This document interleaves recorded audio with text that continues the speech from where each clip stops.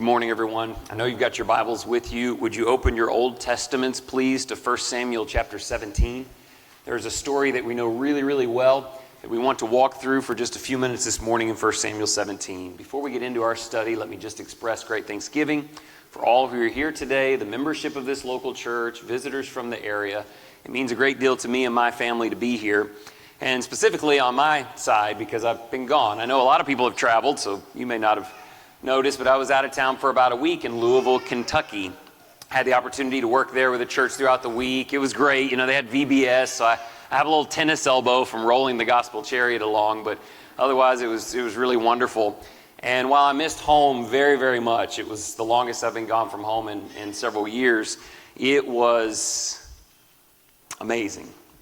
From the moment I got on the plane last Saturday with a local preacher from our area who happened to be on the plane with me, all the way through the week, meeting with that church, I met with over a half a dozen local preachers from that area, elderships from several churches, had deep and needful and beautiful conversations, and I'm just here to tell you that there is a unity and a binding together under the banner of the victorious Jesus, renewing and invigorated among our fellowship.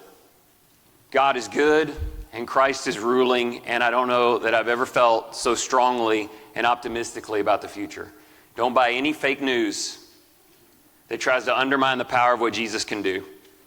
And it's just so wonderful to come back here and celebrate that and that week with you, and particularly in this story, because that's what we're about to remember. We're about to remember that our great King did something valiant that we could not do. And so because of that, we can line up shoulder to shoulder. And we can walk with courage because of what he has done. And there is a story in the Old Testament that to me articulates that better than any other shadow story that can be found. And you know this one really, really well. It's the story of David and Goliath. Let's just take the first bit here and go through it. I know you know it, but let me read certain sections just to make sure we pick up on some key elements, and then we'll fill in this slide, and then we'll move right into the supper. The setup for this is not David slaying Goliath.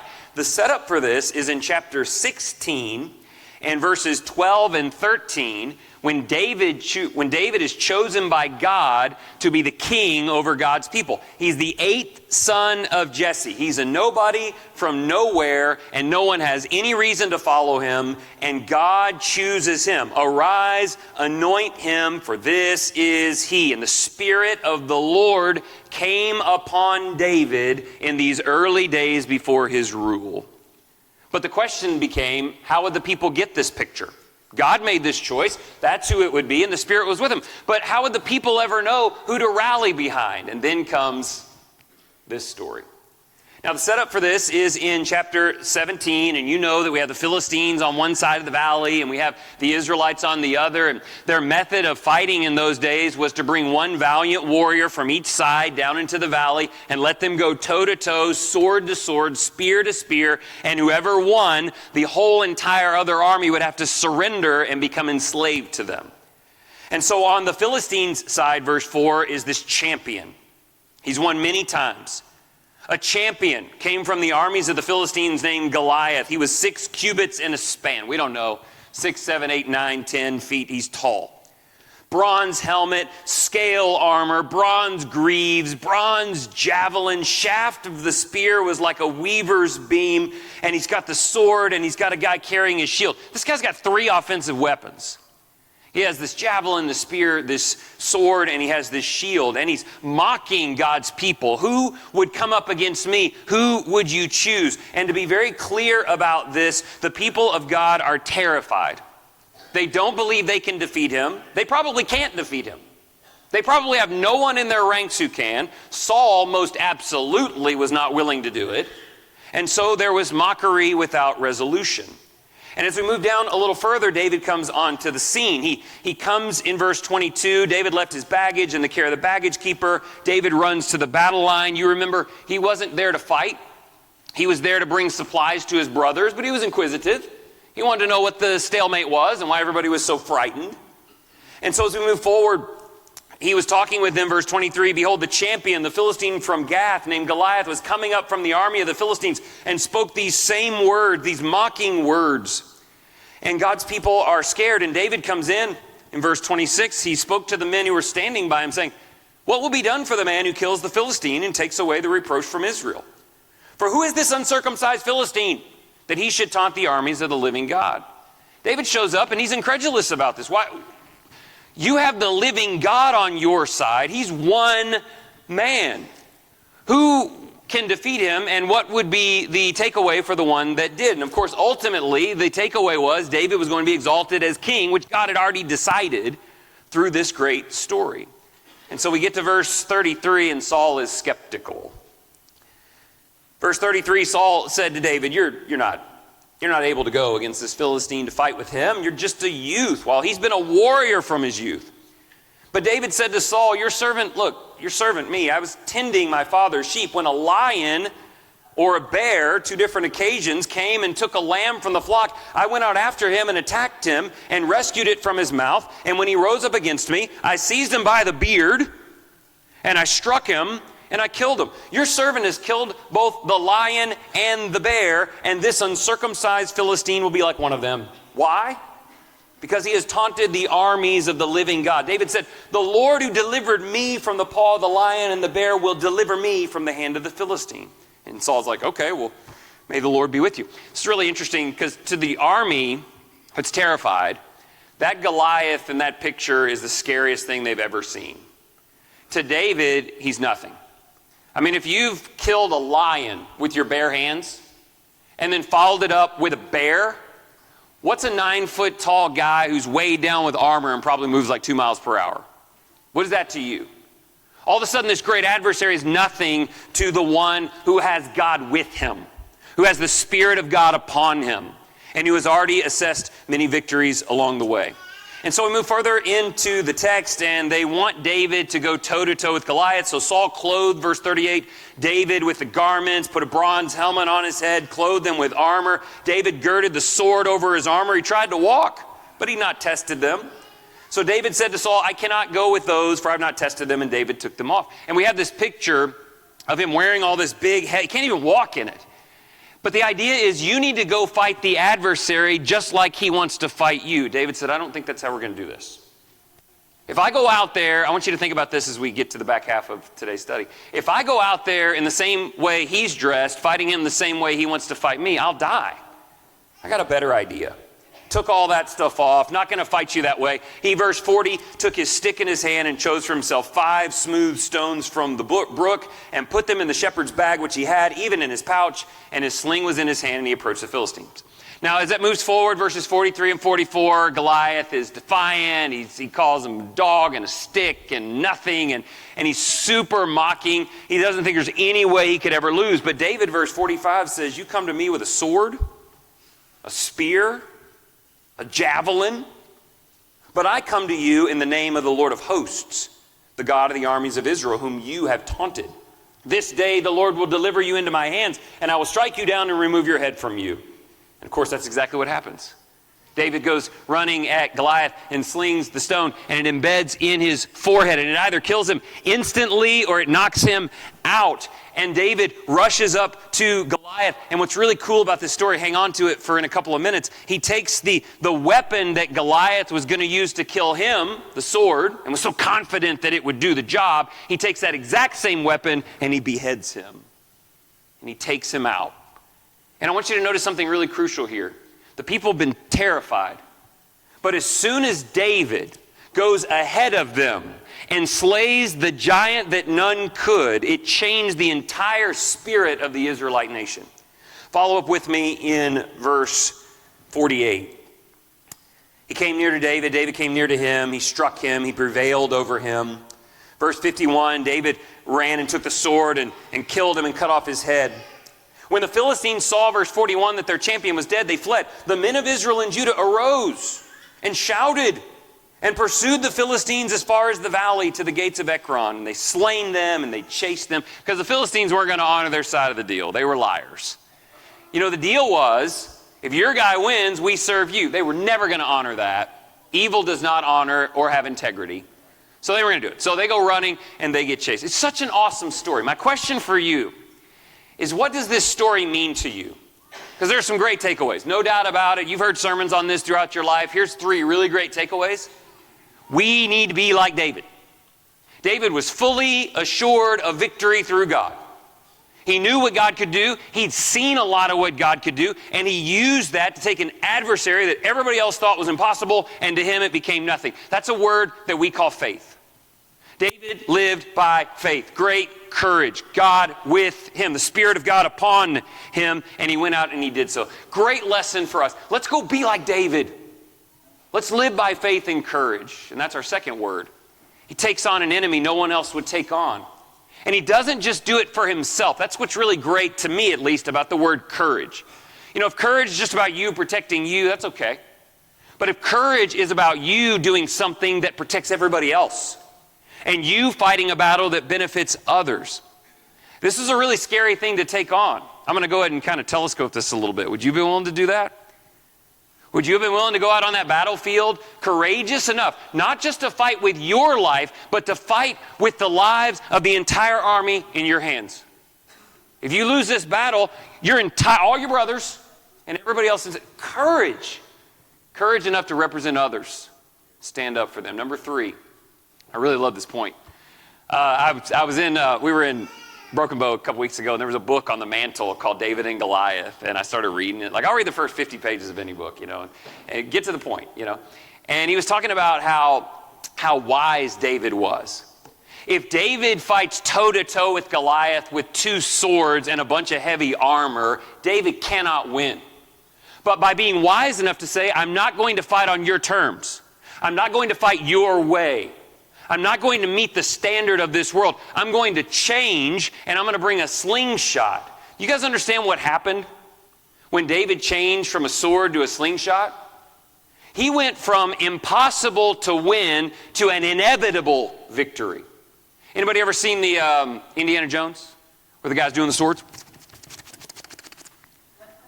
And what does Indy do? Go grab a couple of swords?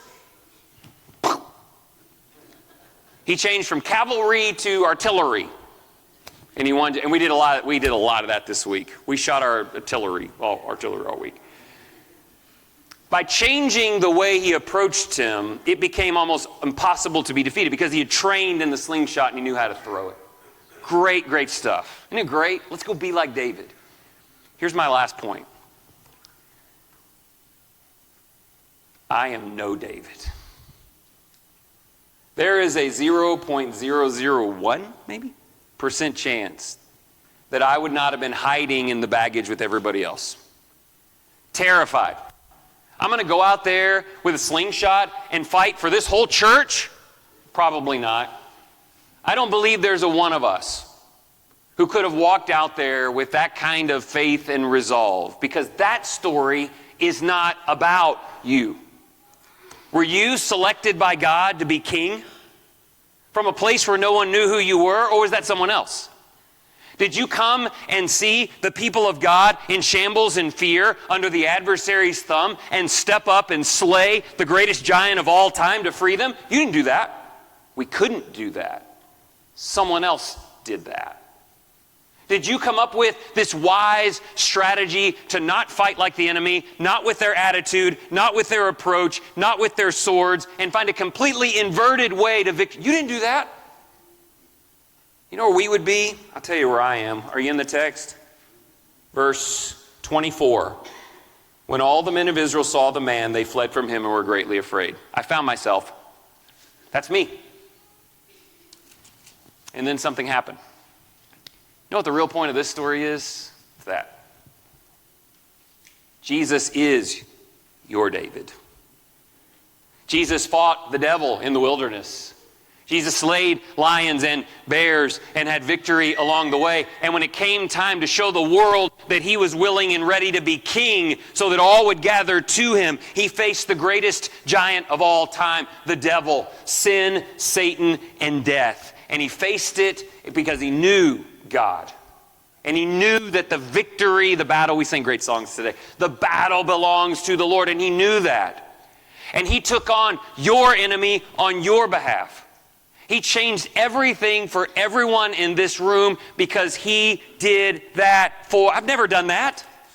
He did that. And I love the wisdom of Jesus. He didn't fight on human terms. He didn't try to defeat Rome. He didn't try to take out the high priest and replace him on earth. He didn't fight with swords. He's like, 2 swords is enough, guys. He wasn't going to fight with swords. He completely changed his approach, and he didn't bring pride, and he didn't bring lies, and he didn't bring propaganda. He came with humility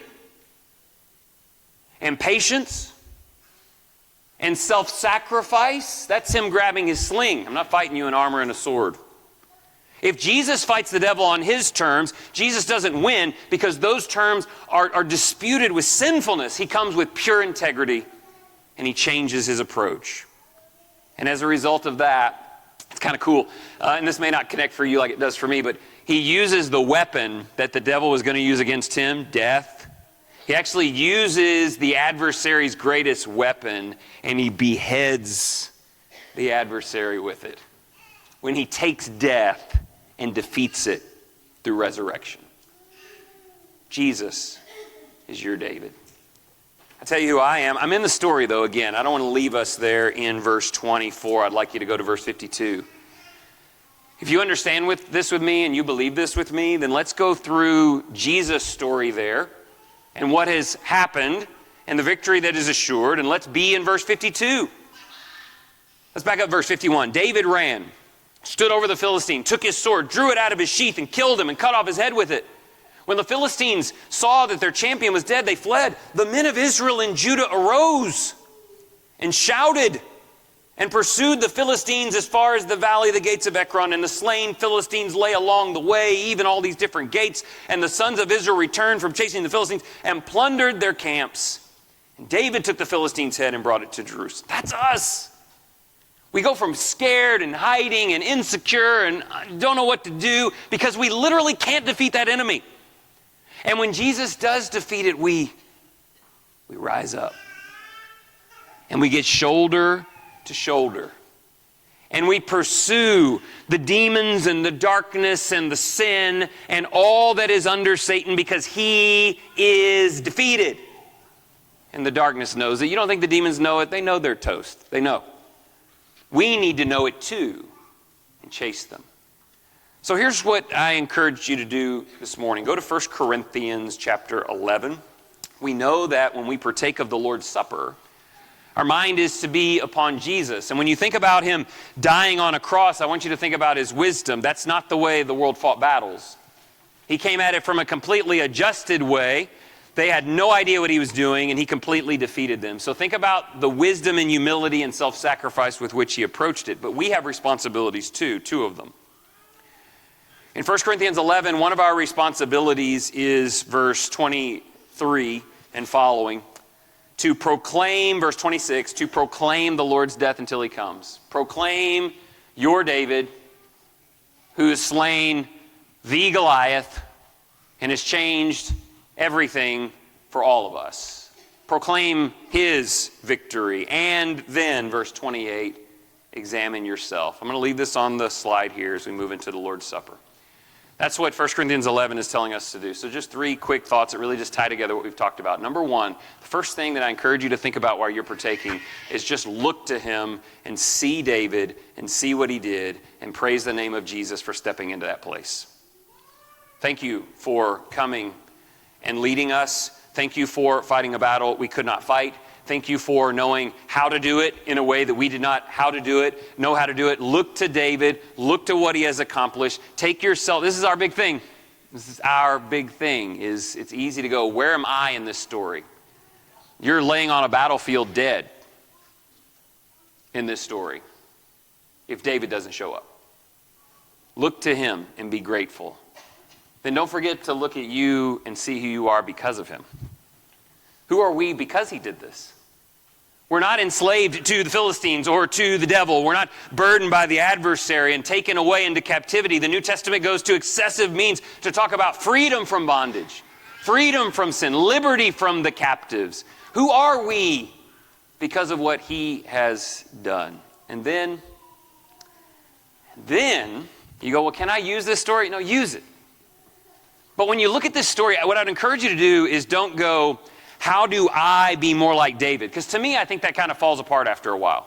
You go, I'm going to go out and be like David, but then it hits you like, I'm not don't live when David lived. I don't know that God's using me in that way.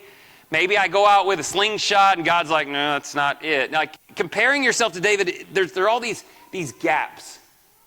But if you will first see Jesus as the greater David and then look to Christ, Christ has actually told you to follow him. Like David never said, go out and be like me. David never said that. Jesus did say that. So what we do is we see him in this story. We go from David to Christ, and then we say, how do I go out and live more like him? You guys know how to do that? Take thine eyes and gaze up 2 degrees. Live a life of great faith, fully assured of victory through God. Christ is inviting us into his story of victory to learn from him and live like him. Take on whatever enemies. The main enemy, the general, is dead. He is defeated, but he has minions still running the fields. Take them on with courage and do so for the sake of others and not just yourself, and be wise. Be wise in the way you fight. You're fighting in the name of Jesus, so fight like Jesus. Jesus didn't fight lies with lies or gossip with gossip or anger with anger or vengeance with vengeance. He did not fight in the same way. He fought in a way completely different, a Beatitudes kind of way.